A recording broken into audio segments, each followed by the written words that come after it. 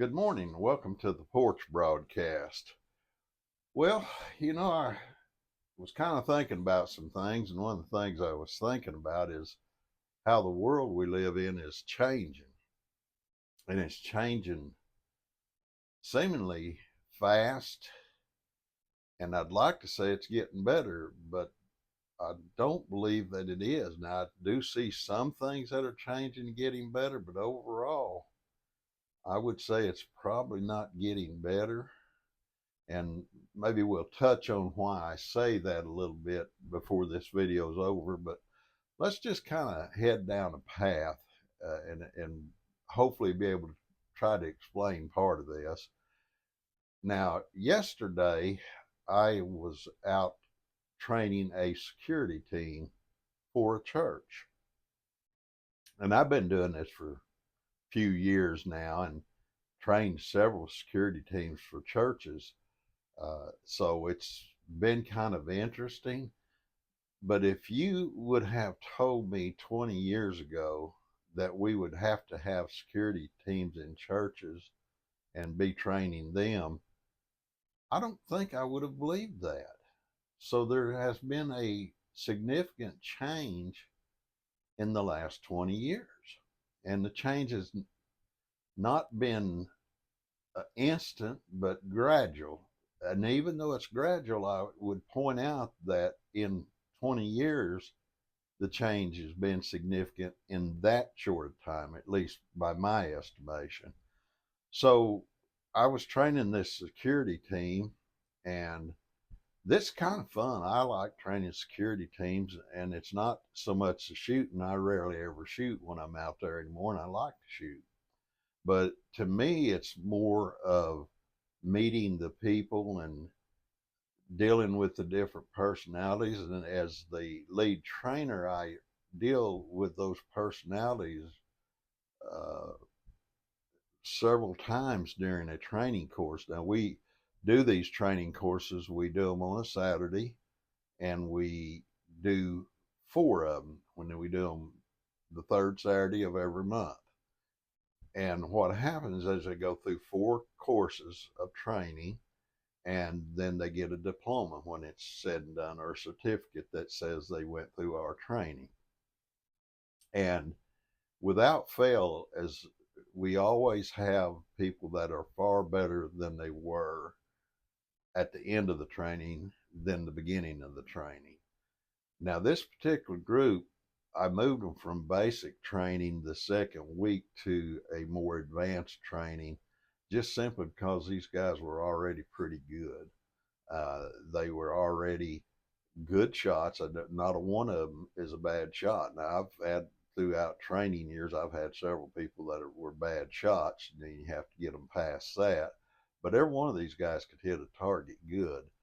So it was more strategic training than anything else. And what I mean by that is that the scenarios we set up for them to shoot are set up. It's not black and white. I don't go out there and say, shoot this one, and this one. Now, in the basic, we do that. But because we advance these guys, I set up a scenario and I say, okay, you're in a restaurant. Two guys come in, and we put those guys in different positions. And they say, well, how do you want us to shoot it? And I say, I'm not going to tell you how to shoot it. I want you to think your way through it, figure out what you need to do. Now, this particular group's pretty smart. They've had to deal with life, and they've had to deal with strategic thinking throughout their life. We all do that to some degree, but some people are not very good at it. Some people are really good at it, and these guys seem to be really good at it. But we want them to think their way through a situation without us telling them how to do it. Now, after each one of these scenario shoots, we stop and I talk to almost everybody there if we have the time, and usually do. And I ask them what was their strategy, why did they shoot it the way they shot it. Now, not everybody shoots it the same. You'd say, well, if one guy goes up front, the rest of them watch, and they just shoot it the same way he does. No, not if they're strategic thinkers. They're already thinking of a better way. And so I get to see a lot of different strategic ideals out there. And these guys do learn from each other, and that's at least part of the intention. But I told them, I said, you guys are already good shots, so training you to be a good shot is a waste of time. What you guys need to do is think strategically. And so they did, and they did a good job. And I get to work with those personalities, and to me, that is really the fun part. You know, we had a couple of guys out there. I'd say they're probably in their mid to late 20s, maybe even early 30s, and we had some guys out there that were in their 50s and 60s, and had one guy that was ex police, and he had some good training, but it was back, I think he said, in either the 70s or 80s, and training has advanced since then. But the interesting thing was he used his old training because that's what he knew, and he was very effective with it. And he would be a formidable uh, adversary if you tried to go in his church and do something foolish. Okay, so let's talk a little bit about what the real subject is. That's just a story to talk about the fact that the world is changing, and here's one of the changes. Churches now have to have security teams.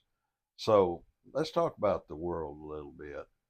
Now, I'm going to say some things some people may not agree with, and that's fine. That's totally fine. You don't have to agree with me, but this is an observation of many, many years, and I've been a few places in my life.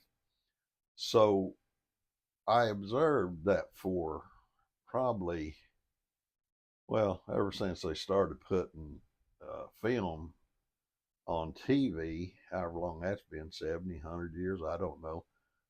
But here's the point. The movies are about killing people most of the time.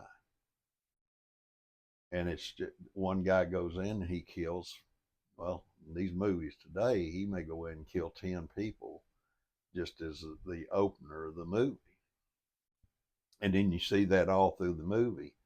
And from the old Western cowboy days to now, the graphics on it have gotten horrendous. Now, I'm going to tell you something, folks. That is psychologically unsound for you to look at that every day, day in and day out. And people may watch 2, 3 hours of this a day. A lot of movies are 2 hours, hour and a half, 2 hours long, and they may watch one or two movies. Are you saying, Paul, should people not ever watch movies again? I'd be careful what I watched. And just understand this, you don't get by free. That stuff's going into your head.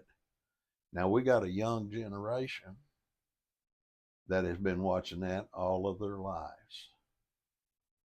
And we have horrific crimes such as school shootings and things like that. And I call this generation the generation of blood. And the reason I do, I know the consequences of Hollywood and what they perpetrated upon the human race. Now, again, you may not agree with what I'm saying, but I'm going to tell you something. It'll bear its fruit whether you agree with it or not, and it is.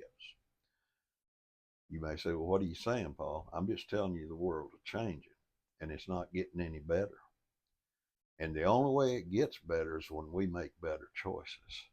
Now, me personally, I watch a movie here and there, but these movies that guy comes on the scene, he's the big hero, and he's going to kill 10 people just in the opener or opening 5 minutes of the movie, I don't watch them. I just don't watch. That's stupid. It's ridiculous. It's unrealistic. And it's evil people perpetrating evil things on the human race. All right. I better take a deep breath. Back, slow down a little at least. Maybe back up a little bit. Okay, people, I say things on this that people don't like to hear sometimes. But if we don't start hearing the truth and thinking and acting on that truth, our world is changing. And it's either going to change for the better or worse. It's up to you. Again, I'm training people to protect their churches. What a thing when people are afraid to go to church. Okay. We here at the Porch love you. We make these videos hoping they'll help people. Sometimes we have really fun videos. Sometimes we have hard ones. but we tell the truth as much as we know how. May God bless and have a good day.